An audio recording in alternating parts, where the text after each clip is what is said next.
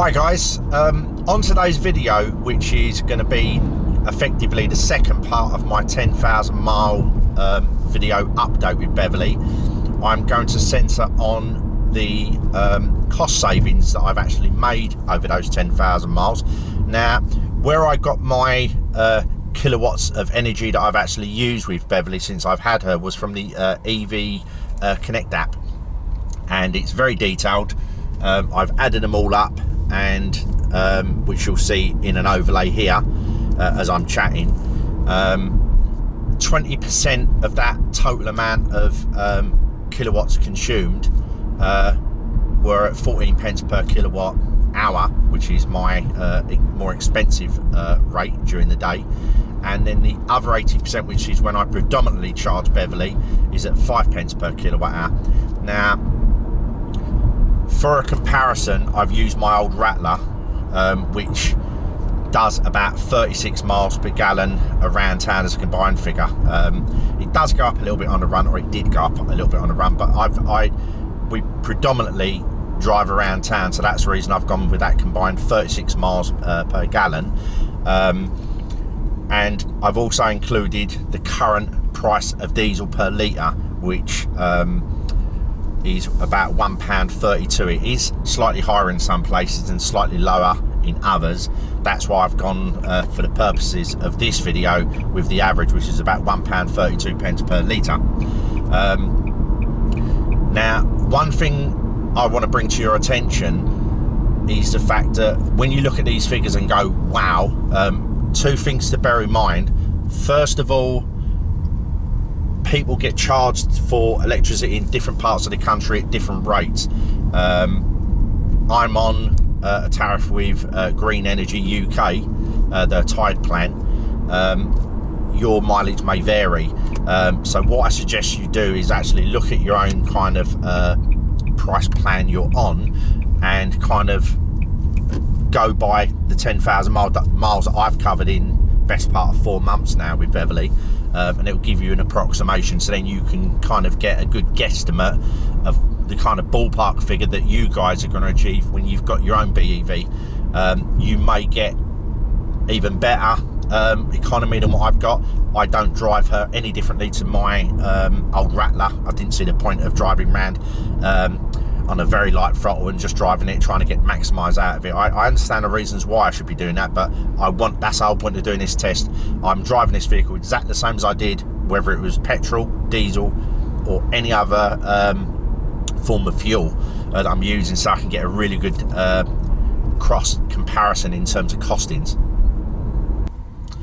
Now, as for the battery degradation of Beverly on the 10,000 mile mark, as you'll see in a picture that I'm going to overlay for you guys now, you'll see that she's just hovering under 98%.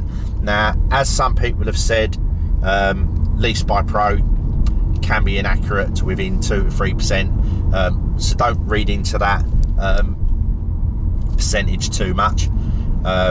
What I am hoping though is that when the battery gets down to about 94 to 95%, it will start leveling out for quite a long period of time.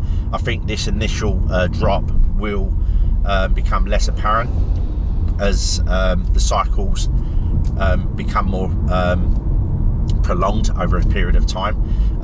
Now, as far as actually charging Beverly, for those that don't know, most of the days that I work, like today I've just finished, and I've got 41% left on the battery, and when I get home it'll be about 40%.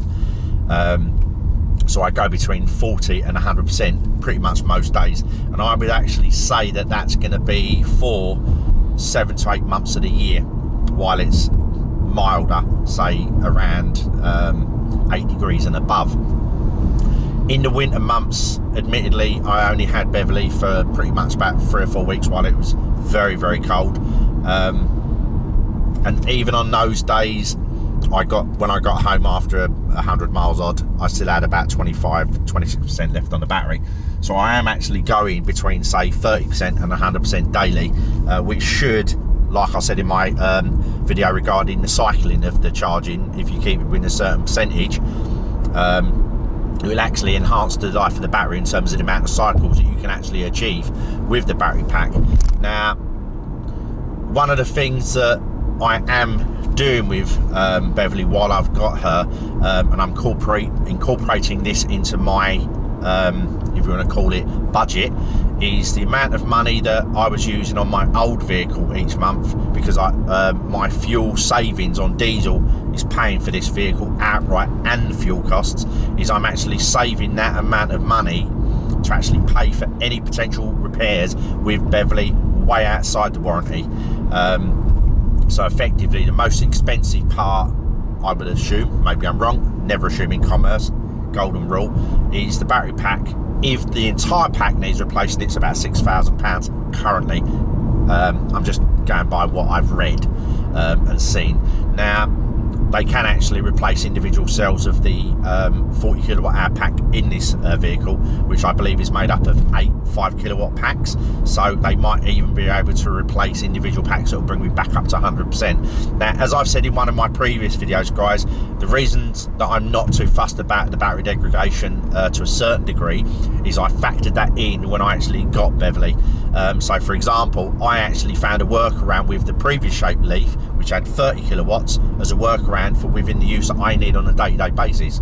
However, taking into consideration the battery degradation on those vehicles at very high mileages, I wouldn't have had no leeway in terms of the buffer. So for example, say she does actually drop down to 80% charge at 100,000 miles plus, I'll have the money, 200 yards, speed camera. sorry, I'll have the money hopefully to cover the costs of any battery replacement, if not the whole pack. But again, I'll cross that bridge when I get there. But the point I'm making is that the buffer I've actually got within, say, the approximate 150 mile range of this vehicle, I only do about 100 mile a day, which I recommend to you guys. If you're new to this channel, you're thinking about getting a BEV, do a range test for 3 or 4 months every day on your secondary trip, and then record all of that data. Now, I'd done that myself last year for 4 months, and my average is 105 mile a day, give or take. Now, so even with a 20% reduction on, say, 150 miles, I'm still going to be looking at 120 mile plus, which means I've still got a 20 mile buffer every day. And in another 3 years, or give or take 3 years, when I get to about 100,000 miles, the infrastructure is going to probably be a lot better than what it is now. So if I do need to rapid charge, it's probably going to be a lot easier to do so than just relying on say the main service stations. Say for example, our nearest one is up near Stansted Airport, or the Nissan dealer group. Admittedly, some Nissan dealers don't actually have rapid chargers, but that's the point I'm trying to make, is that this will all probably change in time anyway. So even if it does get down to 80% and the infrastructure's better, I mean, for example, I'm just going past the Shell garage now. Shell have actually started rolling out rapid chargers, especially in the big city centres, say, and it's predominantly in London, and that will actually come more frequent here in the suburbs. So again, I'll have the option to rapid charge if it does drop down, say in the winter months, and I need to rapid charge for say 10-15 minutes. I don't think I'm ever going to need to, guys. I don't think it's ever going to be an issue. But anyway, enough waffling on. The point I'm trying to make is the degradation isn't relevant to me. I'm not that bothered about it. I mean, obviously I'm bothered about it. I mean, if it drops down to a certain level between now and 100,000 miles, I've got the warranty of the battery pack. I'm talking about ultra high mileages, say like 150, 160,000 miles plus. If it starts becoming an issue, hopefully that infrastructure might counter that. Anyway, guys, I hope you enjoy this second update 10,000 mile video, and I will speak to you guys soon. Bye for now.